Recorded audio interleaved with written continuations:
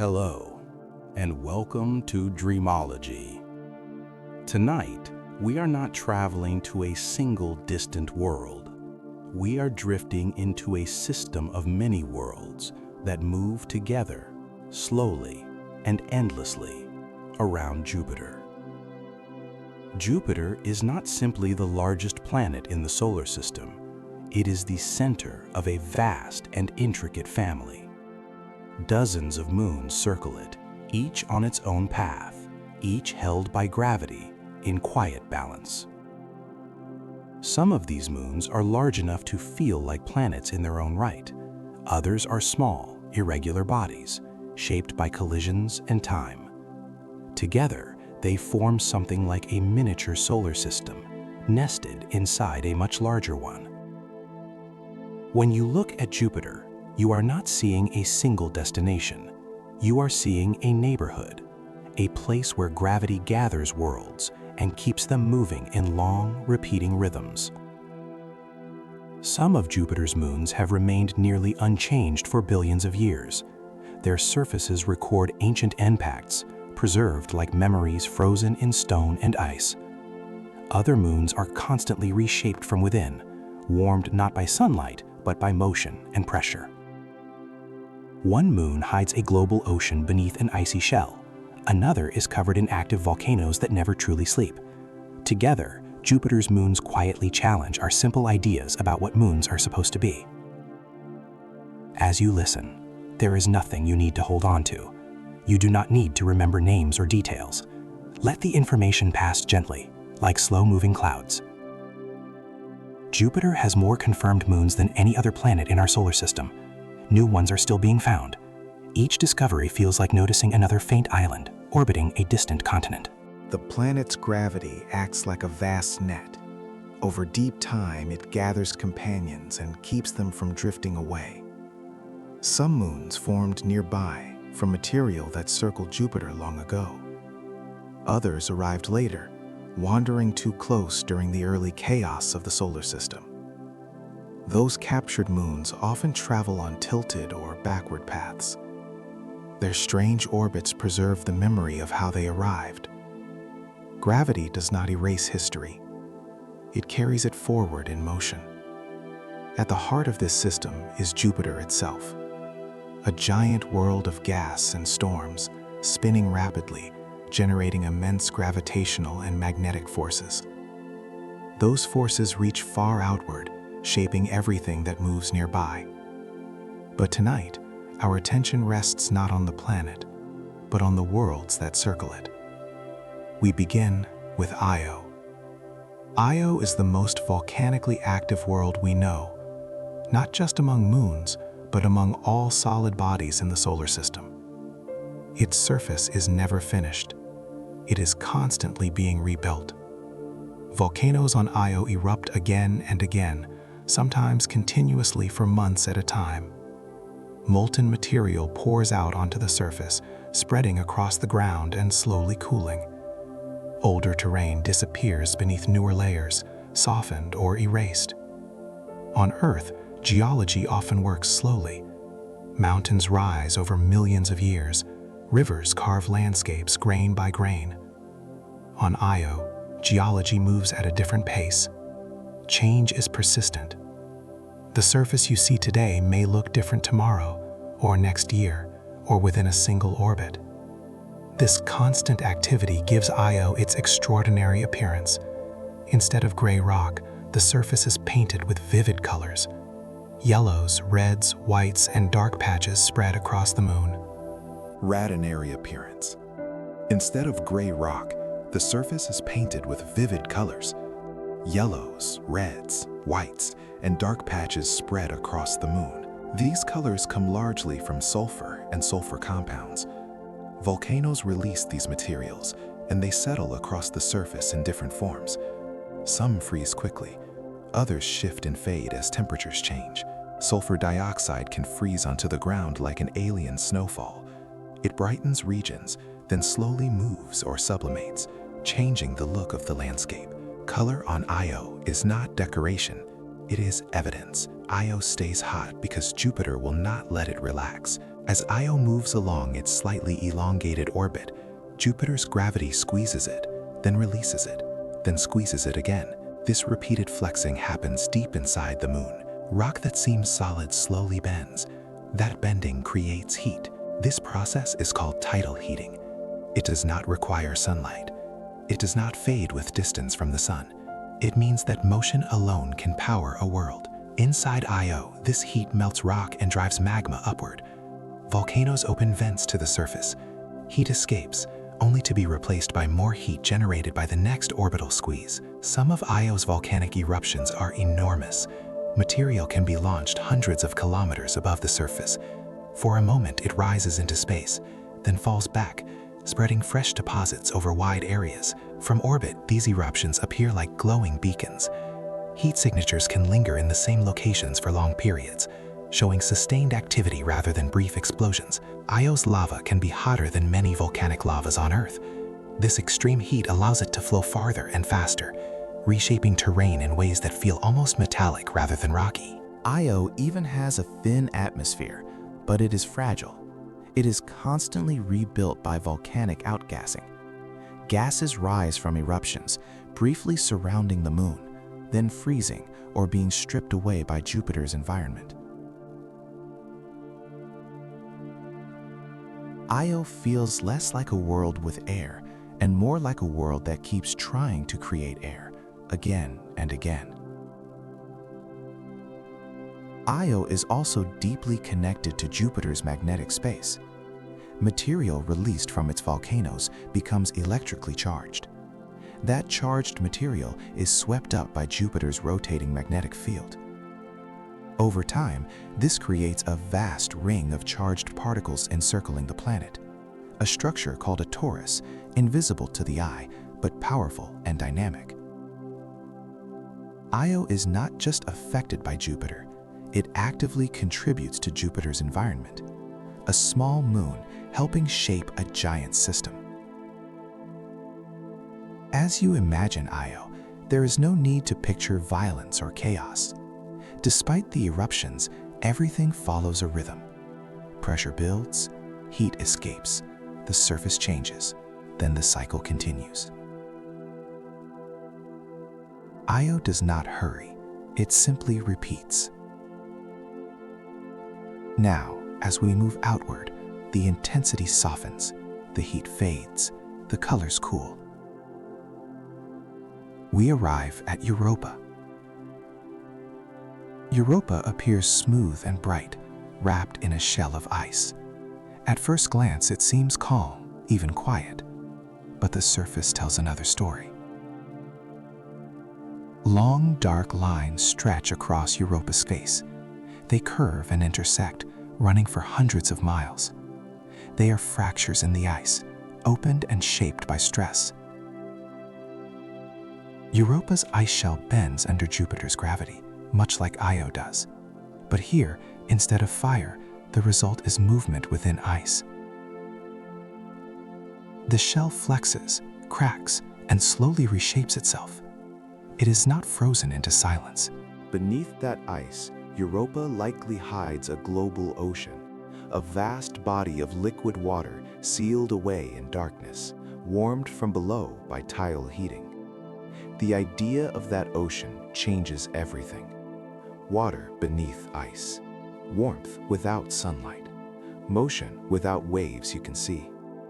If that water touches rock at the seafloor, chemistry can continue quietly for immense spans of time. Water and stone interacting is one of the most important combinations we know.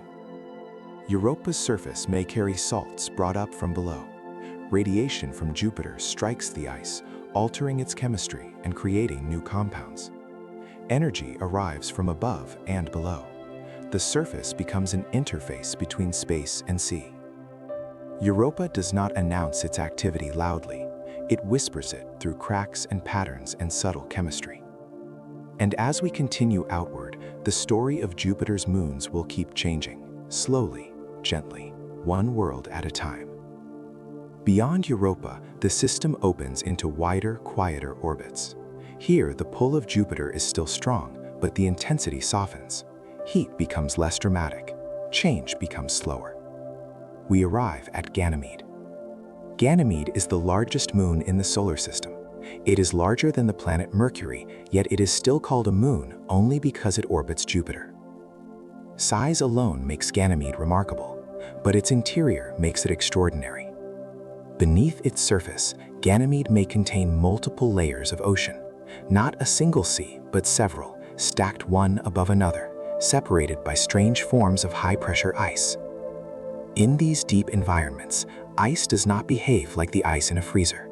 Under immense pressure, it becomes dense and rigid, forming layers that trap liquid water between them.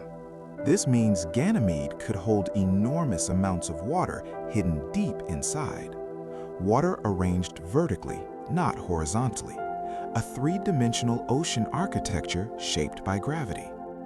Even if these layers are separated, the idea reshapes how we think about water in the universe. Oceans do not need open surfaces. They can exist buried, silent, and vast. Ganymede is also the only moon known to generate its own magnetic field. This magnetic field creates a small protective bubble around the moon, a miniature magnetosphere nested inside Jupiter's enormous one.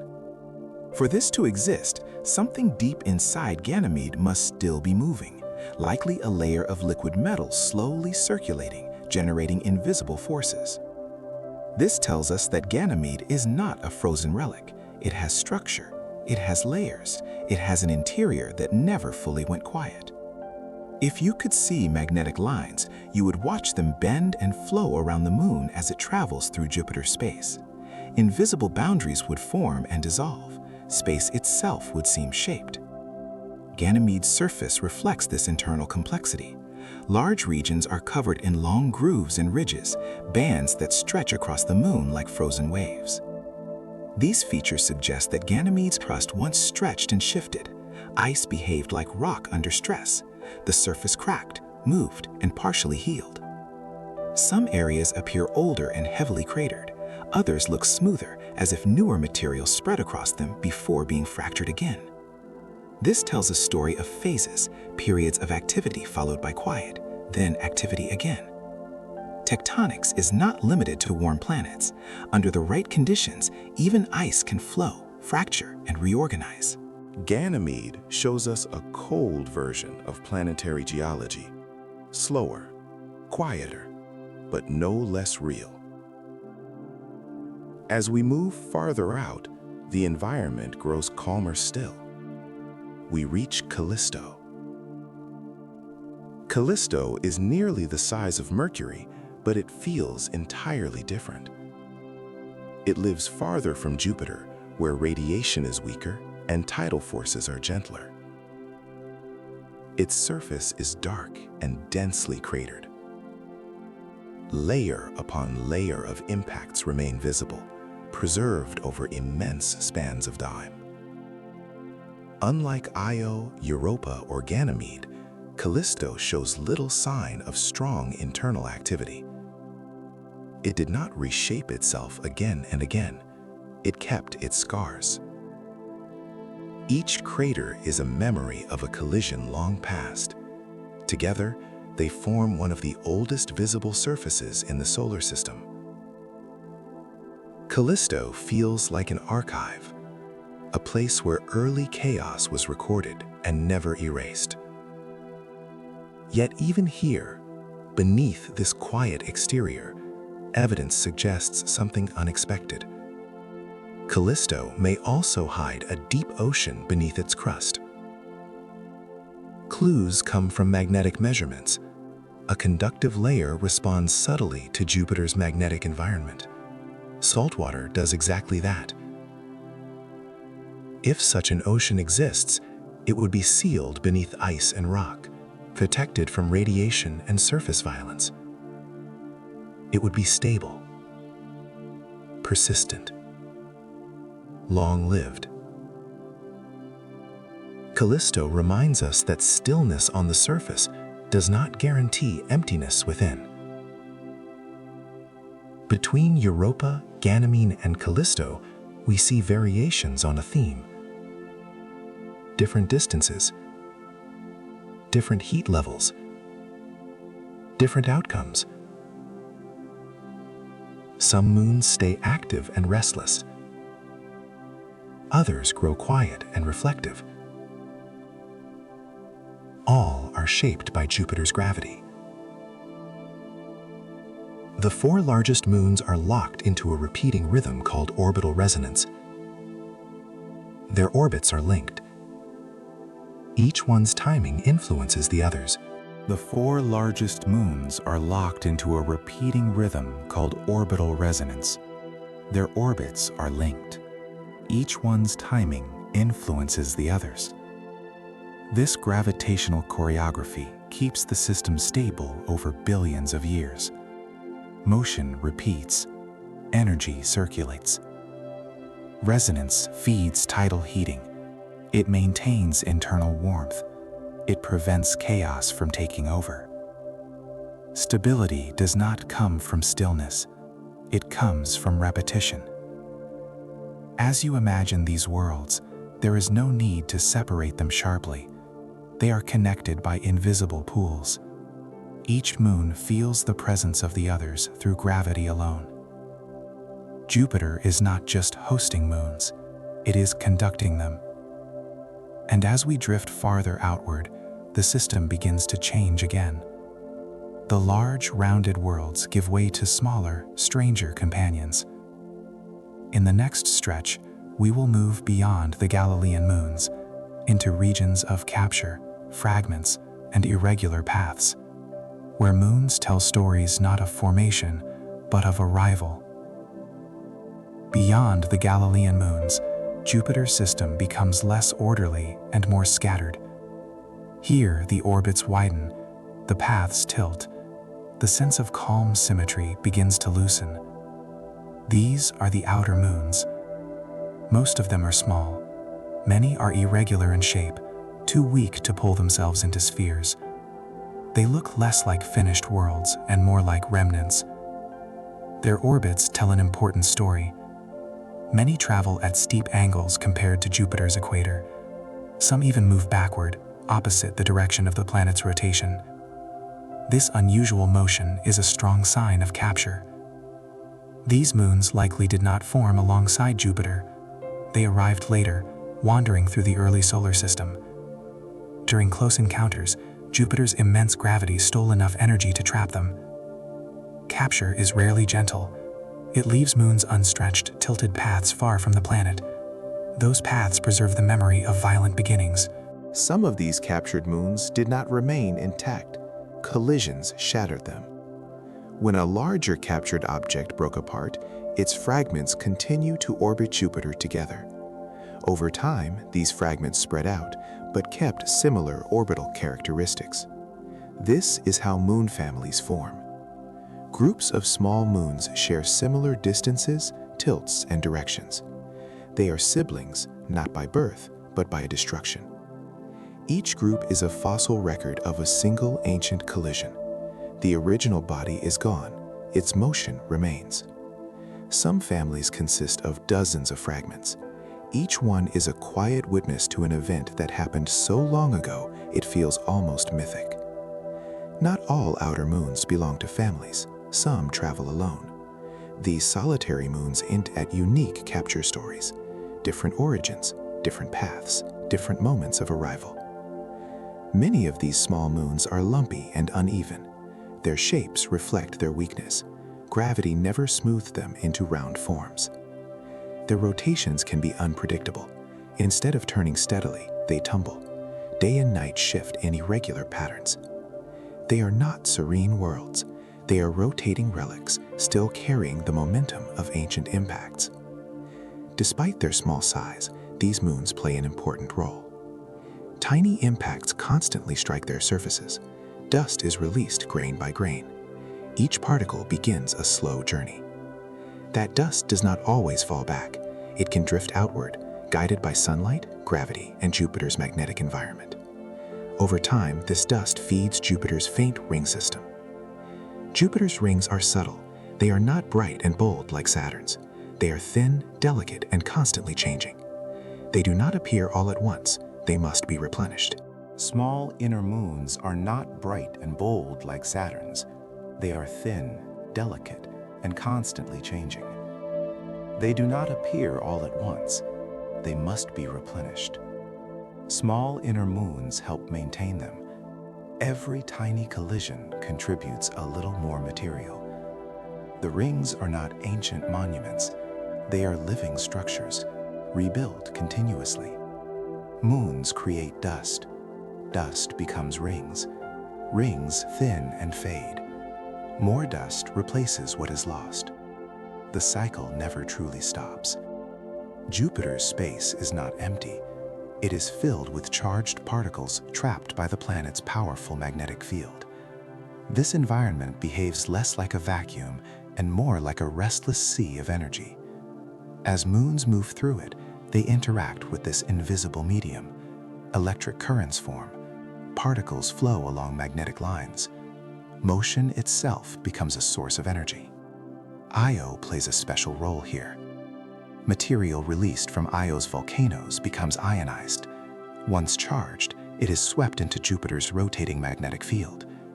This creates a vast torus of plasma encircling the planet, a donut-shaped region of energized particles. This structure is enormous, far larger than the moon that supplies it. The torus brightens and dims. It shifts and responds to changes in volcanic activity and magnetic conditions. Jupiter becomes surrounded by an unseen halo of motion and charge. Europa and the other inner moons sit within this harsh environment.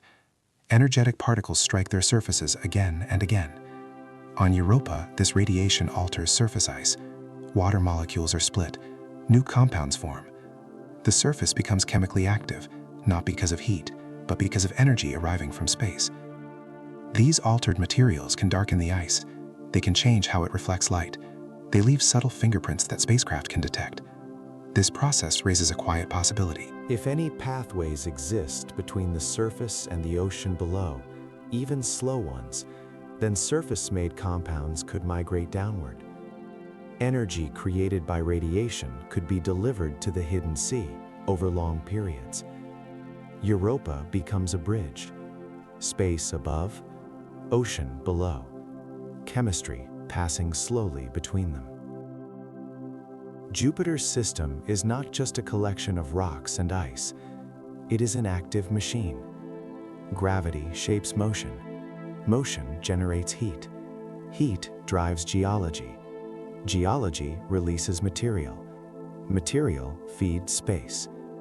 Everything is connected. As we drift farther outward, the system grows quieter again. Radiation weakens. Orbits slow. Ahead lies the final stretch of our journey, a return to reflection, to time, to history, to the human moment of discovery.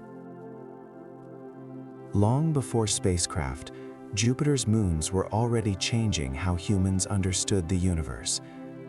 In the early 17th century, a small telescope revealed something unexpected. Tiny points of light near Jupiter shifted position from night to night.